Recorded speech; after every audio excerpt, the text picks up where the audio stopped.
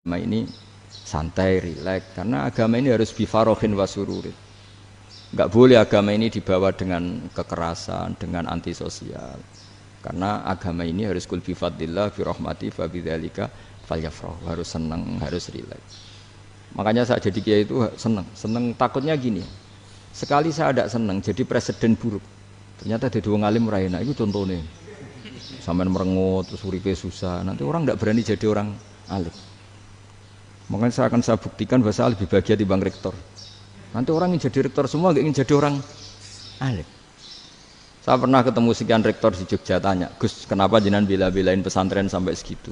Kan keren kampus NU, sekarang ada Unisma, ada NU Jogja, ada NU Jepara gini. Tak bilangin gini, sampai rektornya itu istighfar. Saya bilangin gini, ini sekaligus tak kasih tahu ini rektor Unisma ini.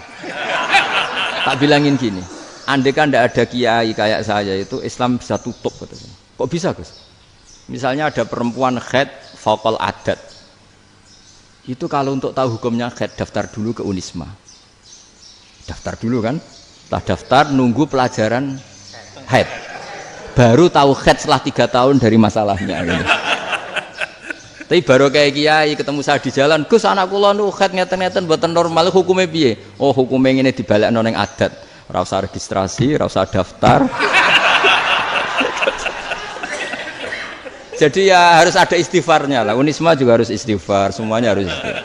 Karena ada sisi yang nggak mewakili kebutuhan Islam. Tapi saya sebagai kiai juga istighfar. Karena fakta hukum mengatakan yang boleh jadi KUA yang jabat, yang boleh kemenak yang punya gelar.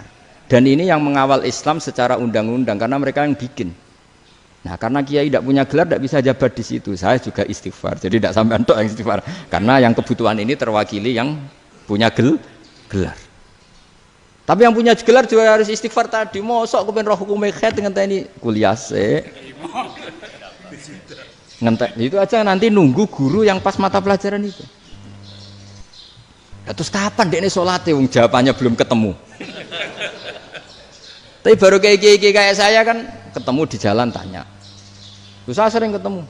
Gus saya ini bapak angkat. Mau nikahkan putri saya itu gimana itu kalau cerita wali sebenarnya anak saya sok, kalau nggak cerita nggak sah karena saya bapak angkat. Itu banyak. Hanya tak akali ya sudah wali yang sebenarnya taukil pada hakim tanpa diketahui, tapi hakikatnya itu taukil hakim. Itu kan tidak gampang. Nah, tapi kalau tanyanya di kampus registrasi dulu, daftar dulu, baru tahun berapa ada pelajaran itu? Semester 5 baru tahu. Iya kan? Semester 5 ya? Iya. Oh, itu kan.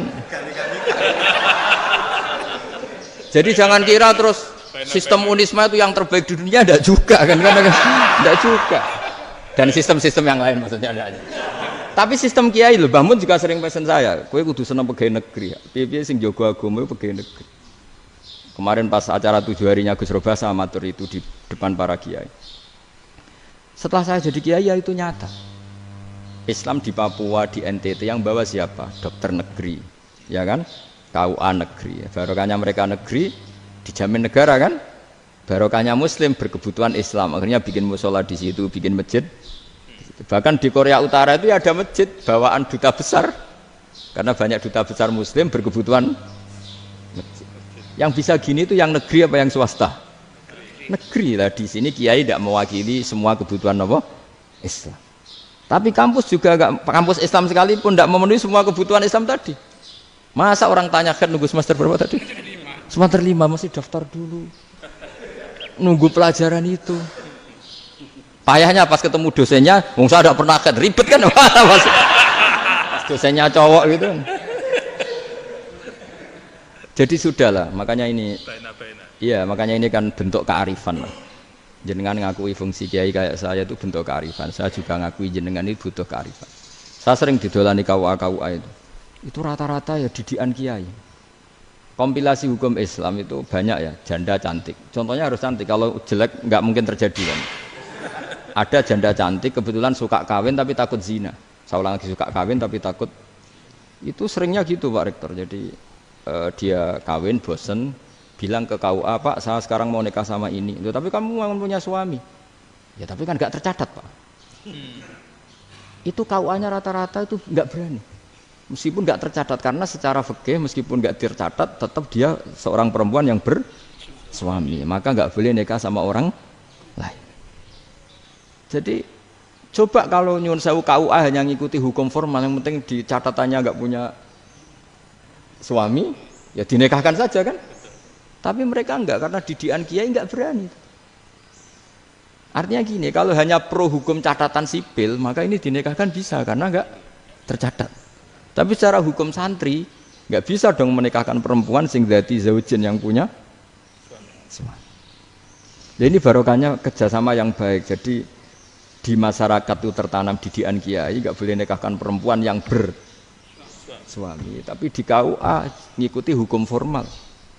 Dan di Indonesia itu KUA itu rata-rata konsultasinya ya sama kiai, sehingga ya nggak berani akhirnya meskipun aku udah mlebu rokok mbak gak iso, dan itu banyak. Seorang lagi ya, makanya ini kan pesantren itu nggak boleh mati. Orang kiai-kiai kayak saya nggak jelas-jelas itu harus lebih jelas lagi, karena ini yang on time, yang online, yang siapa saja bisa tanya. Saya itu SMS saya itu nggak punya HP WA. HP jadul itu SMS-nya tiap hari tak berapa, orang yang tanya dari Kalimantan, dari Aceh. Gus di kampung saya ada masjid 2 itu yang Samana, ada yang dari orang perkotaan. Gus di perumahan baru ada masjid, yang Jumatan baru orang 12, sah enggak? Ya langsung saya jawab, sah. Dalilnya ini. Ya sudah, nah, tapi kata Imam Syafi'i gini harus orang 40, itu madzhab Syafi'i, dalam madzhab yang lain gini-gini.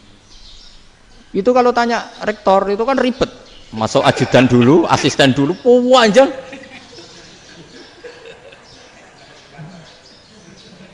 Wah itu kan ribet kan? Manggil dosen dekan VAI dipanggil, dekan VAI nggak mau langsung jawab, cari dosen yang nekuni itu. Usul fikih saya nekuni itu baru seminar, nunggu dulu mbak ini orangnya baru. Panjang ya? Bisa tutup Islam kalau kesuwen. Coba kalau tanya kiai kan enggak ketemu di jalan. Dulu Mbah Zubair kata Mbah Mun, saya termasuk santri yang diapresiasi Mbah Mun. Dhisik Mbah Zubair yang ngono, anak nong takok pesuan gak oleh. Gak takok ning kene.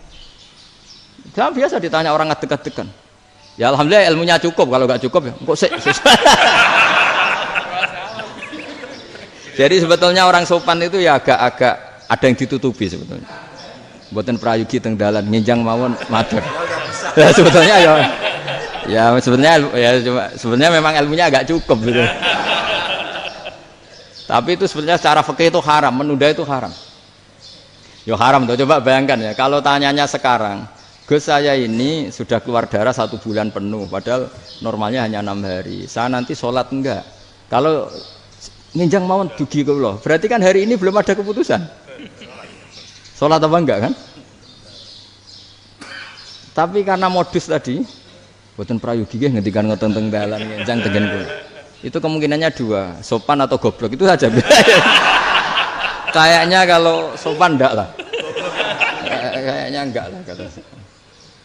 Karena secara fikih itu jelas haram. Bagaimana mungkin sesuatu yang harus dipraktekkan nanti duhur dijawab besok, berarti duhur, asar sampai subuh belum ada jawaban, berarti enggak ada sholat kan? Makanya dibutuhkan orang-orang alim yang kultural seperti ini, dan NU menghormati kultural. Tapi Mbah Mun juga sangat menghormati Islam formal, karena tadi produk-produk formal itu bisa dilembagakan oleh negara, dan itu kita ikut untung. Makanya Mbah Mun itu kalau punya tamu KUA, punya tamu polisi sampai pejabat itu. Kenapa saya contohkan KUA? Supaya jangan kira seperti pendapat orang-orang hasud, wah ya mesti aja disolani presiden seneng, menteri seneng. Enggak juga. Sebenarnya semua kiai itu mulai KUA sampai polisi, polsek, polres itu seneng semua. Karena sama-sama diajak mengawal bangsa ini, diajak mengayomi semua masyarakat. Tapi kadang-kadang masyarakat ngeritiknya, jenenge kiai disolani menteri ya seneng presiden. Padahal yang sowan kiai itu ya mulai KUA, Kapolsek, kepala desa, RT, Mudin. Itu Mudin kalau tanya ya lucu-lucu. Gus kalau nate nyembelih pitik kemanian, pitike go gede. Akhirnya wis ngerti nak kemanian langsung tak sebelah meneh. Terusane ku sak ta ora. Ribet. Ya tak jawab, lah pitike masih ku jek urip to ora? Terus urip Gus. Wis sah cara madzhab Malik kerja urip. Karena itu ada perdebatan antara madzhab Malik dan madzhab Syafi'i. Nah, cara Imam Syafi'i itu agak ketat. Hewan yang punya kehidupan sudah mutharibah, misalnya ayam jago, contohnya harus jago, karena kalau ayam kecil diikhlaskan haram. Jadi yang cilik wae kan gitu. Fikih itu ya, fikihnya orang Indonesia itu pecundang. Kalau ayam kecil gak ditanyakan, mate ra wis. Kalau jago ditabrak truk kejet-kejet. Andai kan gak disembelih pun mesti mati. Itu cara mazhab Syafi'i itu haram. Karena penyembelihan ini tidak menjadi penyebab kematian, tapi memang karena kecelakaan tadi. Tapi cara mazhab Imam Malik enggak. Andai kan gak disembelih, matinya kan 2 menit lagi atau 1 menit lagi. Andai kan gak disembelih. Berarti mati sekarang itu bawaan pisau apa bawaan kecelakaan? Ya sudah halal gitu caranya. Nah akhirnya ya saya bilang ya sudahlah kita semuanya mati. Jadi cara debat, cara Imam Syafi'i enggak, cara berpikir itu sudah tidak kehidupan yang normal. Yang dimana-mana penyembelihan itu mematikan yang hidup normal. Jadi agak ketat. Sehingga dalam contoh kemanian, kalau dalam bahasa Jawa nyembelih agak sempurna terus pesonya jatuh atau apa itu, kalau pakai mazhab Syafi'i agak kesulitan. Jadi kalau mazhab Malik asal diselesaikan secara fauron dan juga sebagian mazhab Syafi'i itu halal. Nah orang mesti tanya gitu, Gus, wedhusku tabrak truk, man Gus kejet-kejet. Tapi nak pitik cilik ra ditakokno. Makanya termasuk kritiknya Mbah Mun, tapi ini mazhabnya Mbah Mun ya. Kamu boleh ikut boleh ndak karena ini urusan ndak penting. Lha wong-wong lucu, nak ditakoki yuyu muni haram mergo amfibi. Yuyu ngerti ya, Man? Yuyu nggih. Tapi nak ditakoki kepiting muni halal. Mergo nak yuyu haram gak eman, nak kepiting eman. Padahal alasannya coba, kenapa yuyu haram? Karena amfibi kan, bisa di air. Pertanyaannya, kepiting seperti itu enggak? Nah, tapi kepiting kalau haram kan eman. Karena besar kan. Kalau yuyu silahkan haram kan gitu. Artinya apa? Fikih kita ya agak-agak pecundang gitu, agak-agak pertimbangan. Iya, ini lucu kan? Kualitatif. Coba alasannya yuyu haram karena apa? Amfibi kan? Hidup 2 alam. Pertanyaannya kepiting seperti itu enggak? Iya. Kenapa? Kalau orang tanya, yuyu haram apa halal? Rata-rata jawab haram. Tapi kalau kepiting mulai khilaf. Loh mestinya kan sama kan? Lah itu karena unsur imannya. Iya tadi. Saya juga sering melihat tonggo-tonggo itu. Ayam cuwilik sakmene ketabrak truk, enggak ada yang tanya. Tapi saya pernah jalan-jalan di Narukan sini. Ono jago ketabrak, sing duwe langsung marani kula pas saya naik motor. Gus ini halal apa haram? Nak langsung kula sebelah halal apa haram? Wis kanggo kowe halal ya halal. Karena saya tahu tak jawab haram mesti kecewa itu. Aduh. Akhirnya kiai ini beratnya kan. Ya akhirnya ya saya setelah itu Fatihah Imam Syafi'i ngapunten umat kula tuh nu ora siap madzhabe jenengan tuh ndak siap. Untuk mazhab ndak sama. Iya kan akhirnya pakai mazhabnya Imam Malik tadi. Ya tak Fatihah Imam Syafi'i ini mboten niat nglawan jenengan. Tapi ngobati tiang eman. Mergo pitike besar itu. Jadi ini kan cerita ya, itu makanya yang rileks saja lah bahwa Islam ini yang rileks, yang menyenangkan karena ya agama ini harus menyenangkan. Raditu billahi robba. Raditu itu senang banget, ridho itu puas. Enggak boleh beragama pertuntungan terus emosinan. Ya marem atau raditu itu marem, jadi yang nyaman. Ya saya kira demikian. Assalamualaikum warahmatullahi wabarakatuh.